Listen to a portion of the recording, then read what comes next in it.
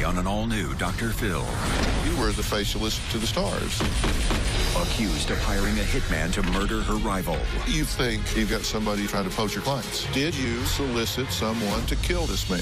It was one of those, oh, I could kill this person. I should find someone to take him out. The exclusive interview. You typed out a text message. I have found someone that can do this deed for me.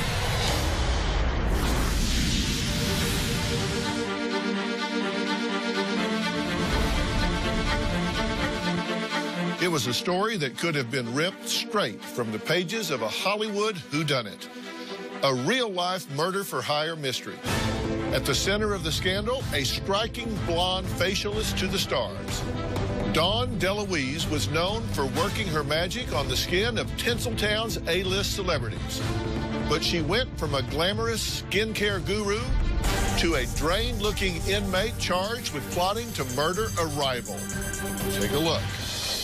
A story of beauty, celebrity, and an alleged murder plot. An ugly beauty battle. A salon owner is accused of hiring a hitman to murder her business rival. The skin specialist to the stars, Dawn DaLuise, is accused in a murder-for-hire plot that sounds like a Hollywood script. Prosecutors believe she tried to hire someone to kill a rival esthetician. Gabriel Suarez owns Smooth Cheeks. 2 doors down is another esthetician. Catering to celebrities, her business has been here for years. Cops say Dawn thought her competitor and neighboring salon owner wasn't just stealing her business, but also posting explicit and raunchy Craigslist ads claiming Dawn was seeking a man to fulfill her rape fantasies, even listing her address to direct potential males to her doorstep.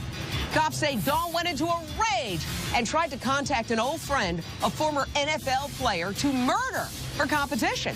Cops arrested Dawn and charged her with solicitation of murder. Today, in an exclusive interview, Dawn DaLuise is speaking out publicly for the very first time since she was vindicated, acquitted of all charges, and released. She is joined by her attorney, Jamon Hicks. Her story has shocking twist. You won't believe what she claims really happened.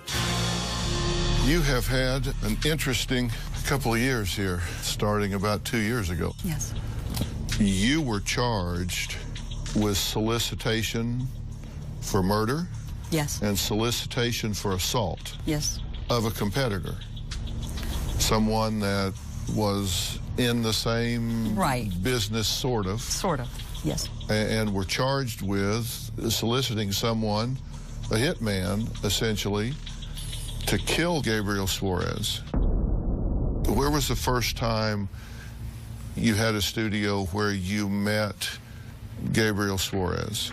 That was when I was in West Hollywood. And how did you meet him then? A hairstylist came to me one day and said, there's a gentleman at the foot of your stairs who's passing out business cards. Ultimately, it led to a shop that had just opened right across the street. The gentleman that owned it hired an assistant who was Gabriel Suarez. You were doing like really well, right? You were the facialist to the stars, as people referred to you that way. Who were some of your clients at the time? Oh, goodness. Jennifer Aniston, Courtney Cox, Sarah Michelle Gellar, Christina Ricci, Alicia Silverstone, Christian Slater, Ted Danson. Now you've got somebody at the bottom of your stairs trying to poach your clients. Did you have any conversation with him at the time, this Suarez? No, just what would be reported back to me by my clients, and I saw just tell him. you, okay.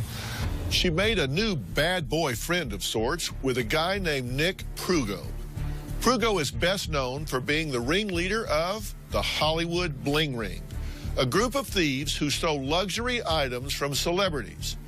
Now, Dawn says she thought she could partner with him as he tried to extend his 15 minutes of fame in Hollywood.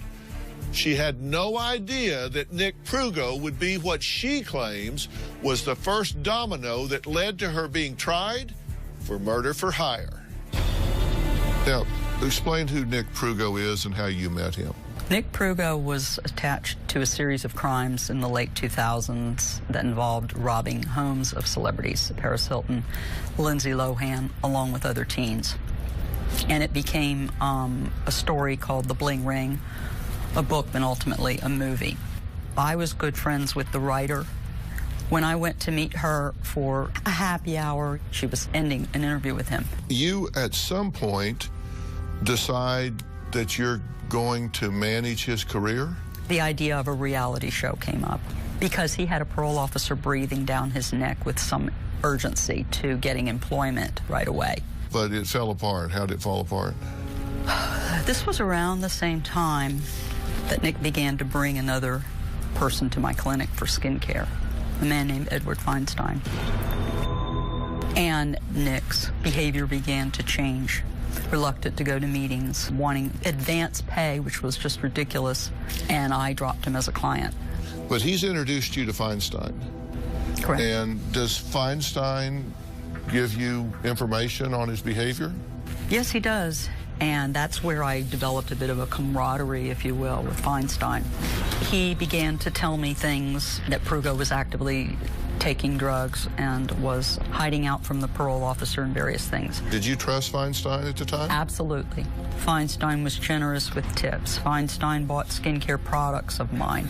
Feinstein would bring me a coffee from Starbucks. And usually that type of pattern tends to make me trusting of my clientele. So when in this relationship with Feinstein does Suarez open this shop essentially next to you? He officially hung out his shingle and began with clients in July. But he's doing construction over there. Yes. Noisy. Yes. Irritating. Oh, yes, very much so. You go down there? No one who was there understood what I was saying, so I had to sort of pantomime, no knocking. And they'd stop for 10 minutes, you know, and it would start back up again. And eventually, you run into him over there. I came in and I said, can I help you? Because she was in my office. And she's like, oh, good, a Mexican that speaks English. You said, I'm having a communication problem. Did you say I'm having a communication problem, or did you say, finally, a Mexican that speaks English? No. I said, oh, my goodness, good, you speak English, because I haven't been able to explain about the noise. He goes to introduce himself to me, and I said, I know who you are. In 2007, Gabriel Suarez was in my suite looking for a job. And I said, did you see any job postings? If you looked carefully, you saw the note on my landing that said by appointment only, and you're not supposed to be here. And he said, I'm Gabriel Suarez. And I said, I don't have any job openings, and I'm with a client right now. Would you please leave? And that was the end of my experience with him until I encounter him doing construction next door. So that's the third time you met him, when he was doing construction. Or yes. Once you know about him, he's at the bottom of your stairs poaching clients, according to you. I'm sure he might deny that if he was here. I don't know. Then you say you encounter him outside your treatment room door. And then again in the Smooth Cheeks suite where he's doing construction down there. Yes. Some things started happening to you. You started being harassed. And this began in about July of 13, yes, if I understand this right. And about this time, you start having some flat tires, right? That's correct. This is on the side of your tire, right? Somebody's slashing your tires. Did you realize at that point, this is sabotage? Somebody's doing this? Yes, it scared me. This happened like 8 times? Yes. Then you start getting texts and calls. You got 1,600 to 2,000 texts and calls between November and February? That's correct. And tell me what these texts and calls were about. Well, they started off harmless enough but strange. Is this Dawn? Or I saw you yesterday. I'm coming over tonight, you know, things like that. And I just thought that they had found the wrong person. Then it started to be photos of my apartment, photos that were photoshopped of the car I owned with extensive damage done to it, photo of the Grim Reaper, photos of the home where my children lived. It might be a photo of my apartment, and a message would say, you forgot to put out your fireplace. I had the feeling at that time that someone was standing at my apartment. The texts kept getting worse. Threats were made about my children. I'm going to teach you a lesson, and we're going to start with that creature, Darian. That's my youngest child. He would send men to my business at a certain point looking for sexual services. He used social media and he used free sex sites to just absolutely place me under siege. And then Craigslist ads posted up, your name, your address, and it says, aesthetician to the stars, I want sex, rape fantasy, come to my house, bang on the door, play out the fantasy, and you actually have men come to your house, come to your door, banging on the door. Like 5 men make it to the door. You estimate 35 others texting saying, I'm circling the block, that are coming to play out a rape fantasy with you. Yes, and when I'd yell through the door, go away, I would watch the handle being jiggled. I didn't know that this person was to be persistent. I didn't know why they were even coming by. You didn't know about the Craigslist ad at the time. You just know all of a sudden men are banging on my door and trying to come in. Correct. And there were flyers on the boulevard with these horribly crude, vulgar Photoshop pictures. What was on the flyers? First time is free, Dawn DaLuise, my business address, and they were scattered all along the streets of Santa Monica Boulevard. And these are all along Santa Monica Boulevard. They're blowing in the wind, and they've actually sent them to people as well. Yes, via email attachments they did. Right, they sent them to your church, friends, family members. Each step of the way in this process, I had one strong confidant and friend that I could rely on, and that was Edward Feinstein. He called me in the morning and he called me at night. How are you? Any more texts? Any more messages?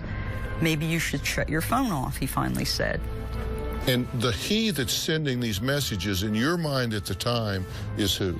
Gabriel Suarez. You believe to the core of your soul these are coming from Gabriel Suarez. Coming up.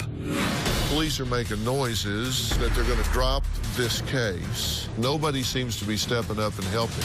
Did you send a text message that said, we need to lie to these cops? Tomorrow on an all-new Dr. Phil.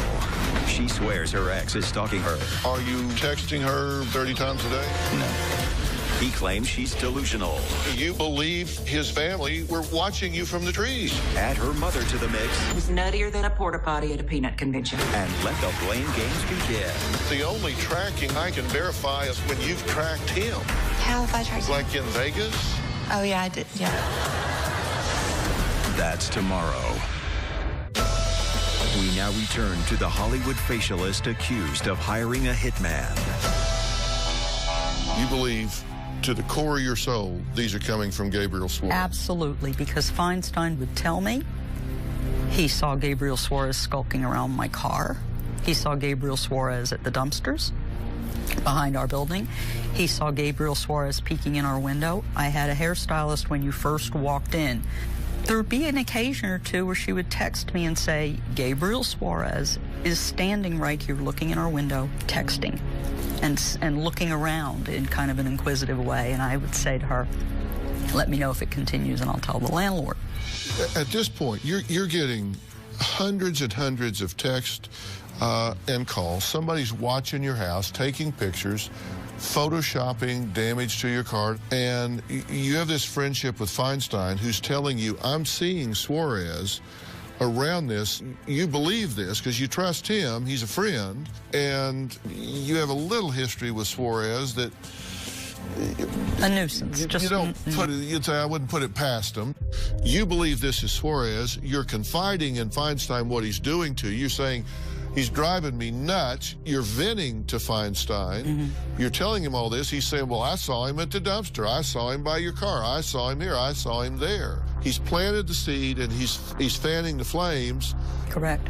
Then someone that you now believe to be him post something on your parking space there. There's a place there that says reserved for. Right. And they changed that in a very lewd way.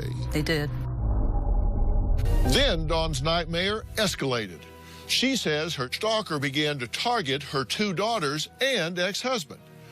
Dawn was horrified to see her innocent daughters' faces photoshopped onto pornographic images scattered in the streets. Dawn says knowing her entire family was now involved in this ordeal filled her with even more terror. I want to go inside your head for a minute.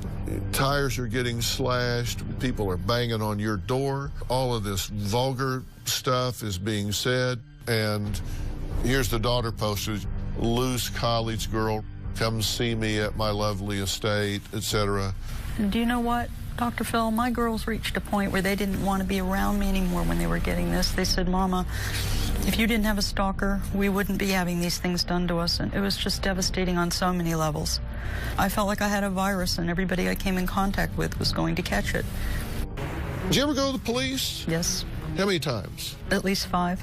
I went 4 times in North Hollywood and 1 time in West Hollywood. You're saying, I'm being cyber-stalked, I'm being stalked, and what are they telling you in North Hollywood? I started using the word armor. We only deal with arson, robbery, murder, or rape. Anything else, you're on your own. Basically, hire a private detective, install video cameras. Maybe you should talk to these individuals and call us while they're standing there. Things which were pretty much impossible and improbable for me to do at the moment when I was in fear. When did you talk to Detective McCauley?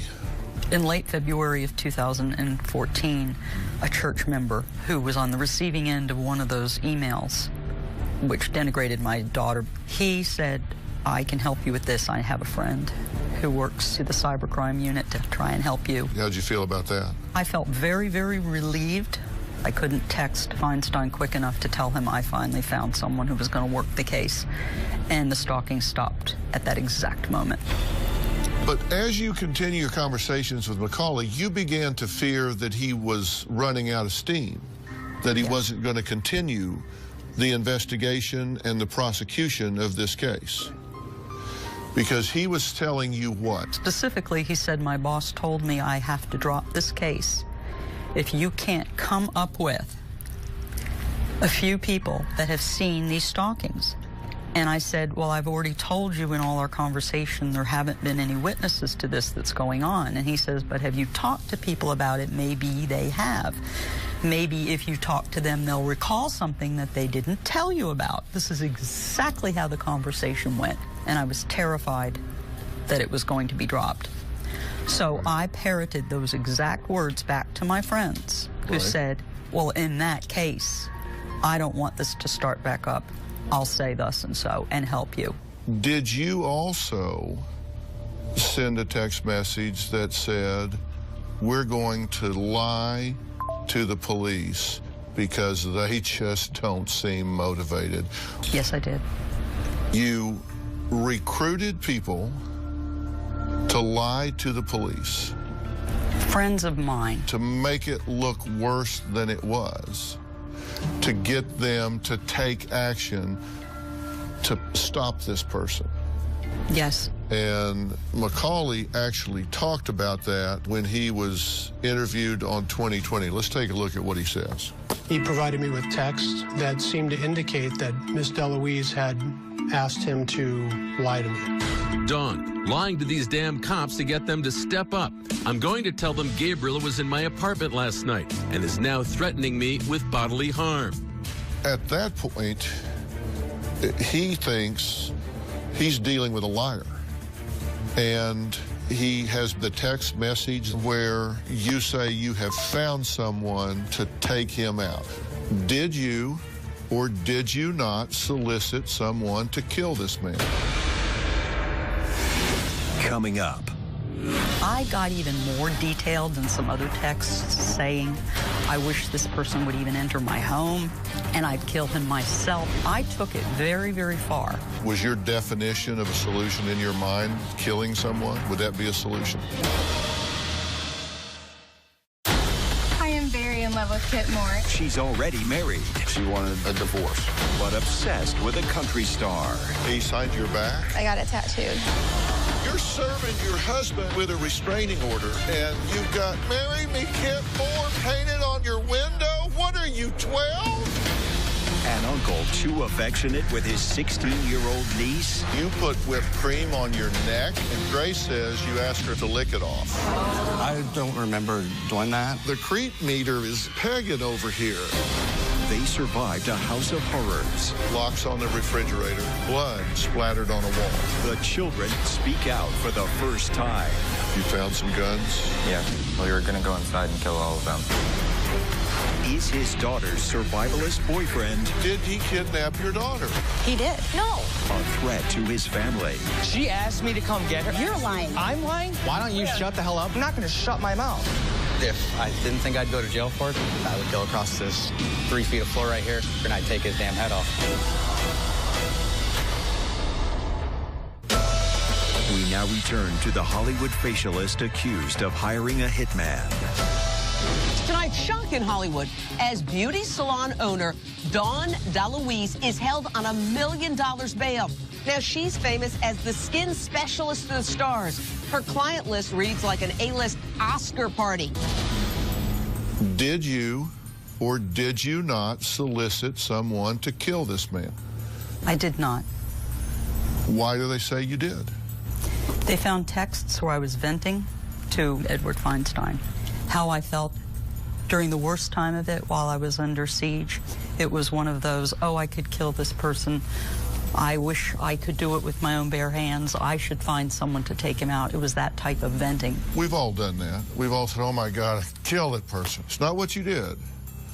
You sent a text to someone that said, I have met someone, I have found someone that can do this deed for me. Correct.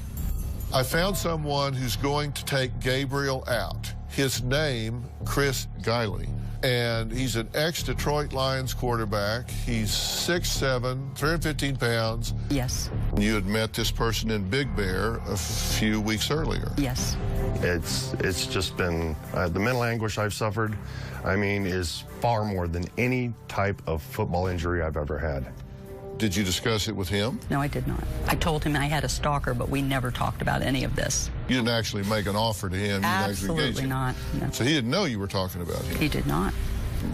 I got even more detailed than some other texts saying, I wish this person would even enter my home, and I'd kill him myself. I took it very, very far in exploding to people. Had I thought for a moment, am I seriously going to commit a crime where I murder someone? Absolutely not. Was your definition of a solution in your mind killing someone? No. Would that be a solution? No.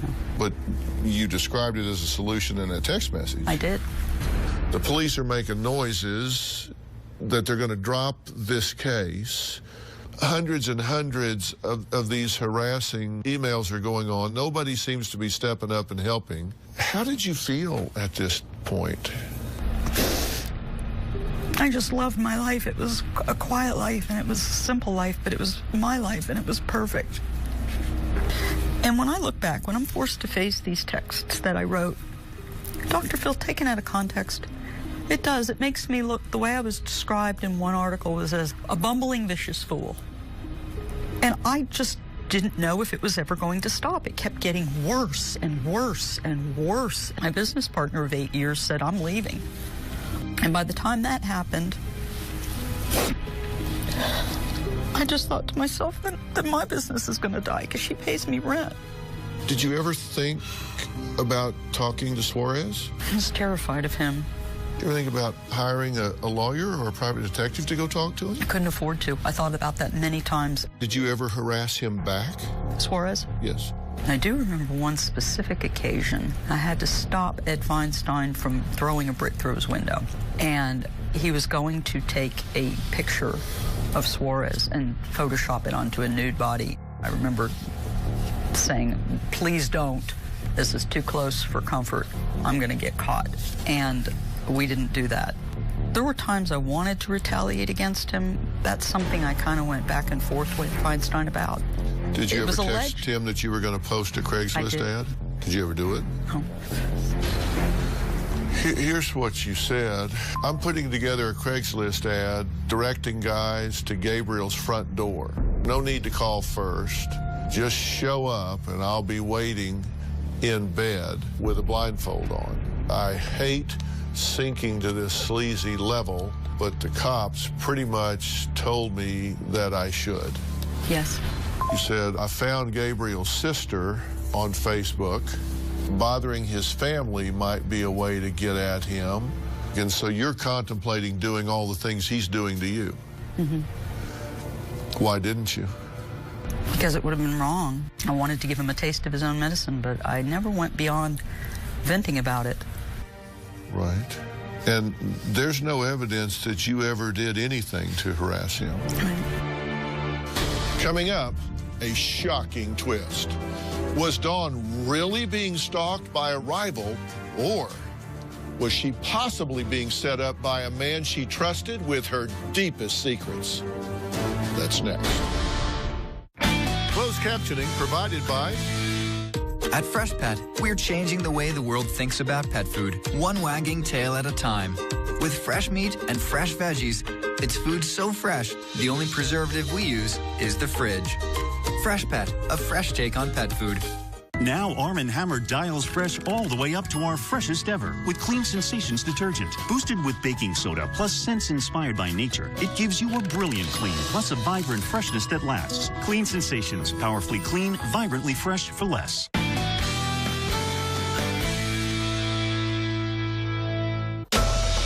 We now return to the Hollywood facialist accused of hiring a hitman. Hollywood facialist to the stars, Dawn DaLuise, says she endured months of terrifying harassment. Craigslist ads sending strange men to her door, her face photoshopped on lewd images scattered across the streets, flat tires and menacing calls. At this point, she says she still believed the man behind it all was her rival, Gabriel Suarez. During all of this, she felt like she had one person on her side that she could confide in, her friend, Edward Feinstein. That's why she says she texted Feinstein saying she wanted to get rid of Suarez. But according to Dawn, her story began to take a shocking, dark twist that you will not believe. Gabriel Suarez, the man Dawn was so very sure was terrorizing her, barely even knew she existed. Dawn started to wonder if her real stalker was someone much closer, someone she trusted, a man she confided her deepest secrets to, a man she says used every single word she told him against her in a vicious plot to set her up. She claims that man is Edward Feinstein. While Dawn was begging the police for help to stop Suarez from stalking her, her, quote, friend, Edward Feinstein, was going behind her back and telling detectives Dawn was stalking herself. Detectives say he was the one who ultimately provided them with the text messages they used as evidence against her. So Feinstein goes in to the police and then says she's doing all this to herself to get at Suarez. Right. And so the person that you think you're sending in to bolster your case flips and says you're doing all this to yourself. Yes. And that you've asked him to lie. And here's the proof. Here's her text message. And I'm going to tell you the truth. She's doing all this to herself. Mm-hmm. And she's solicited this guy to murder him. So they come crashing in and arrest you. It's important to note at this point that Feinstein had tried to get me arrested 3 times prior to this. When the flyers were on the boulevard at one point, he took one to the North Hollywood police and said, this woman is sending out sex services. On a second time, he called my landlord and said, I'm someone who found my young son looking at Craigslist ads online that this woman's hosting sex parties. You should evict her. The third time, when he threw flyers in the front of my building, he called and had said, why don't you have her arrested? So by the time he runs into Officer McCulley, he says, you should have her arrested. And that time he was successful in doing it. What's his motive? Whatever it was with his previous victims, Dr. Phil, I don't know. There was not an ill word ever spoken between us. I was professional and kind to him. He became a confidant and a friend. And I just think it's pathological. I think it's sadistic, and I think it's psychotic. And there's a history of this happening with others in the same position of trust. I'm sure if he was sitting here today, he would deny it. No, that's not what he'd say. What would he say? He'd say I was sitting at his house helping him do it. That was the basis of my arrest. I was stalking myself. That's what he ultimately told the police. Correct, yes. So at this point, they come in and arrest you on the 5th of March for solicitation of murder.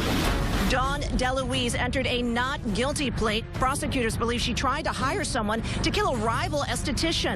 Investigators say she believed Suarez was cyber-stalking her.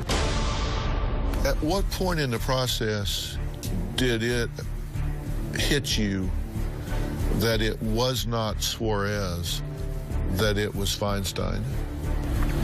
I kind trying to think when Officer McCauley arrested me, and he said, "Do you even know why I'm here?" And I said, "No." And I had plenty of time to think about that thereafter when I was in jail, and I said, "Feinstein, that's the person that's been protecting me, but that's why I'm in jail? I didn't understand." And when I finally was able to talk to, I think it was either my daughter or my business partner on the phone, they immediately told Detective McCauley that they never trusted Feinstein from the beginning, but didn't know how to tell me that because he was a close friend, but they thought he was creepy and strange. So you realized it wasn't Suarez when you were arrested? Yes. You go to jail for 10 months, $1 million bail. They offer you plea deals. Yes, I had a public defender at first, and he was saying to me early on, they just need you to accept a felony, and we can decide what that is later. But the DA's office won't dismiss this case because it's in the media. Why were they wanting to get out of it at this point? I think they realized they didn't have enough for a case. That's what I felt. Why didn't you take a plea deal and go home? Because I didn't do anything wrong. I was standing my ground. I was under assault, and I knew I was not guilty of a crime. Coming up, what Edward Feinstein has to say about his involvement. I'm the one that originally told the police when they contacted me about Dawn's ruse. Tomorrow on an all-new Dr. Phil. He's her ex-son-in-law. He's nuttier than a porta potty at a peanut convention. Stalking her daughter. The only tracking that I can verify was when you've tracked him. That's tomorrow. We now return to Dr. Phil's interview with the Hollywood facialist accused of hiring a hitman. So you go to trial. Yes. And you're in trial for 17 days. And the jury was out for how long? Between a half hour and 40 minutes. Tell me how you felt when the verdict was read. It was just an absolutely wonderful feeling, and at the core of it, I hadn't lost my self-respect or my dignity, and more than that, my children could now look at me and say, "Mommy, you did the right thing." Feinstein, he's not been convicted of anything here. So at this point, these are all allegations of him doing anything wrong. And in fact, he says that it boggles his mind that you would say these things, that people would be suspect. Here's what he said. I'm the one that originally told the police when they contacted me about Dawn's ruse. So for me to be named a suspect, it was just mind-boggling to me. He has a criminal history, correct? You know that now? Yes, I do. And what do you know about that? Well, I was aware when he came to me through Nick Prugo that he had just gotten out of jail. That's how the two of them met, was in Men's Central Jail. He had gone after a pet groomer in Los Angeles and stolen $100,000 from her. He had embezzled $60,000 from a glass manufacturing business owner up in San Francisco. Could we agree that you need to pick who you hang out with a little more carefully?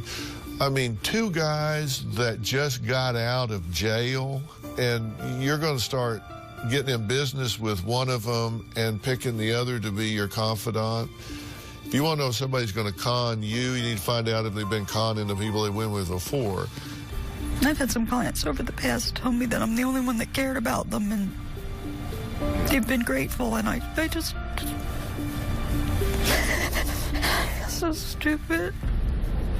If you don't learn from it, it's just penalty. If you learn from it, it's at least tuition. That's true. That is true. It at least becomes an education. That's a good point. Instead of just a penalty. And you want to learn from it. Does it mean that you become callous and you don't help people? You do, but you do it in such a way that you don't expose yourself. At this point, you've filed civil suits against the county and some individuals. Yes. And you want to hold people accountable for the reckless manner in which you've been prosecuted, correct? Yes, sir, that is correct.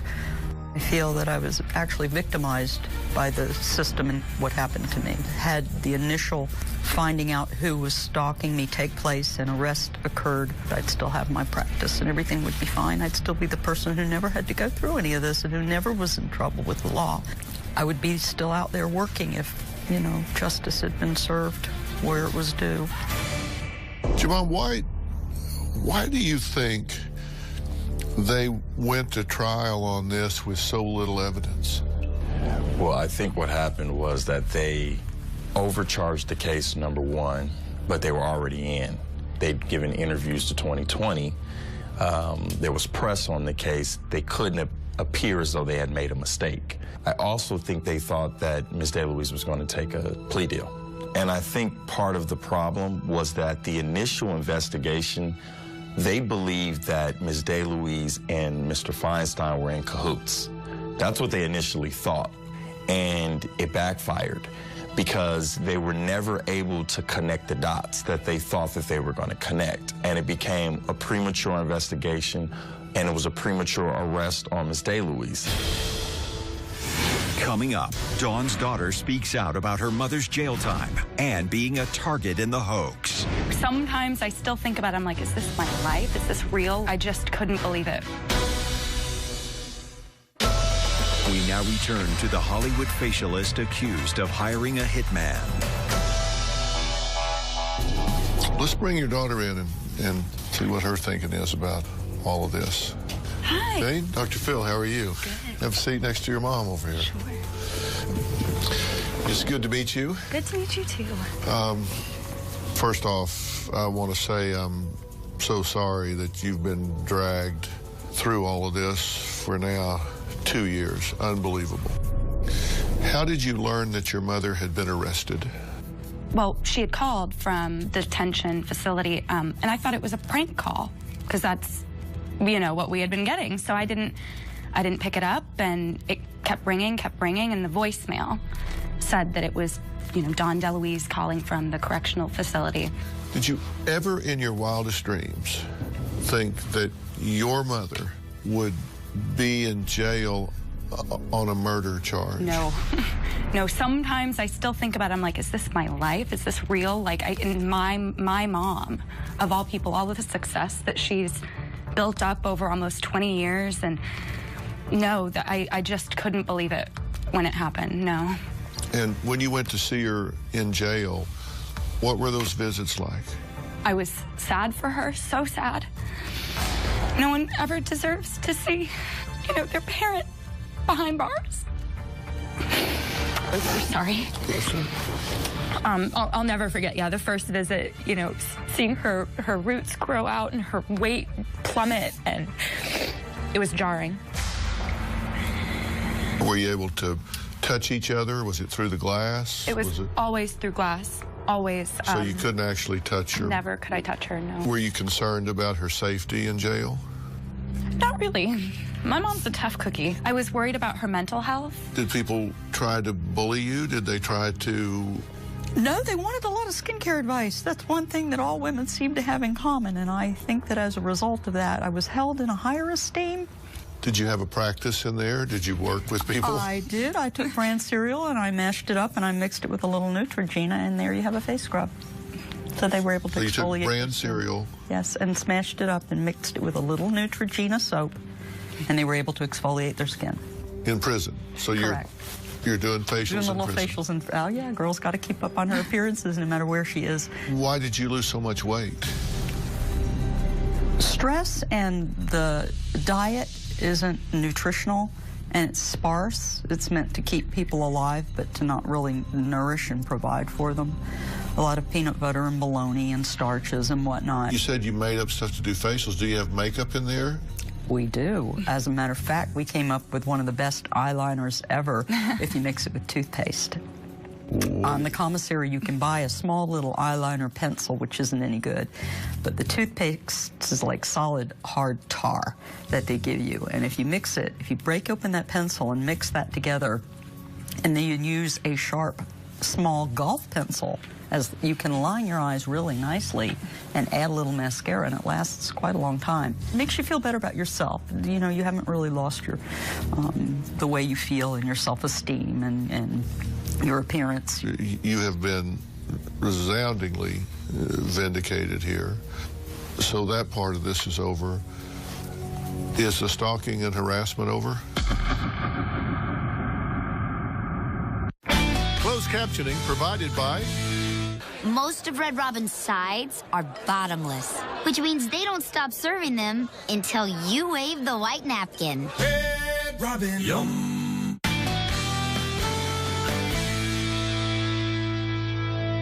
Ready to get real? Go to drphil.com for advice on relationships, parenting, finances, and more. Plus, weigh in on your favorite episodes, share your stories, and find support in the Dr. Phil community. When you sign up for the community, you will automatically be subscribed to the Dr. Phil Show newsletter. Log on to drphil.com today. You have been resoundingly vindicated here.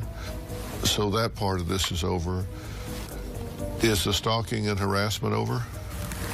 No, unfortunately, it is not. While I was in jail, my family was targeted several times. We've had someone walk directly into our home looking for whatever they were sent there for. You said someone walked into your home? Yes. Actually, my ex-husband, who I'm living with, was home alone, and he heard the front door open. And suddenly, in the foyer area, appears a strange man. The young man began to apologize and saying, "I'm sorry, I didn't know. I thought I was coming here to meet someone else." So this is all continuing on? Yes. Oh, yeah. Okay. It feels like right where we left off. I've thought about moving. I'm like, let me see what my finances look like. I'm being driven out of my own house if I move. My dad used to say, you better spend 5% of your time deciding where the deal you got's a good deal or a bad deal, and 95% deciding what you're going to do about it. The deal you got's a bad deal. You got victimized here, no question about it. And what you're going to do about it is you're going to put your life back together. You've got a skill set. You're obviously really good at what you do. You don't give your power to some jerk like this to take that away and decide that all of a sudden Dawn's going to get small and take herself out of the game. People respect somebody that stands up for themselves, and you could have pled out on this deal a long time ago, and you didn't do it. And I think you're going to find people that are going to say, yeah, I respect this woman. I want to help her. I want to deal with her. Oh, thank you. Tell her I'm right. Oh, yeah. I think he knows what he's talking about. I think so, too. Excellent advice. I'm going to follow that for sure. And if I can help you with that, I will. Thank you. And I mean that. All right. Thank you very much. Thank you, Dr. I appreciate it. Dawn, thank you. Dawn DaLuise became sick in jail and is now battling colon cancer. She'll talk about her ordeal on The Doctors, airing October 23rd. We certainly wish Dawn the very best. Nicholas Prugo and Edward Feinstein have both been charged with 3 counts of felony stalking and 1 count of solicitation to commit sexual assault. Both men have pled not guilty and are free on bail. If convicted of all charges, Feinstein faces up to 7 years in county jail and Prugo faces up to 14 years in state prison. Thanks for watching. We'll see you next time.